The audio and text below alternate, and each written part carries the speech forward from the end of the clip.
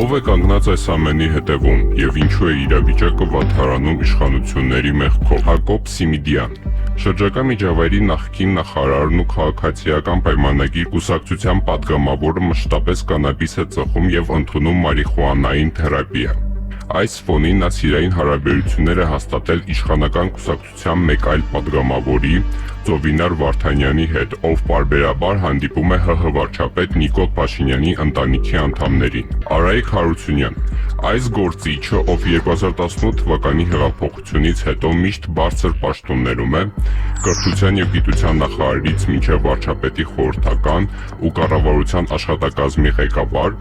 ՀՀ-ում մարիխուանայի օրինականացման ամենաազդեցիկ կողմնակիցներից է, ինչի մասին ավելի ուշ կխոսենք։ Մարդ, ում համար թմրադեղերն ու ոչ ավանդական սեռական արժեքները նույն հարթության վրա են։ Արթուր Հովհաննիսյան, քաղաքացիական պայմանագիր կուսակցության խմբակցության քարտուղար, մարդու իրավունքների պաշտպանության եւ հասարակական հարցերի մշտական հանձնաժողովի անդամ։ Նա այն աստիճան հայտնի է թմրադեղերի հանդեպ իր թուլությամբ, որ հենց իր կուսակիցները կոչ են անում թմրադեղերի օգտագործման ամենօրյա թեստավորում անցնել ու հրապարակել արդյունքները, քանի որ նա հաճախ է թույլ տալիս պատգամավորի աշխատանքային կանոնակարգի խախտումներ։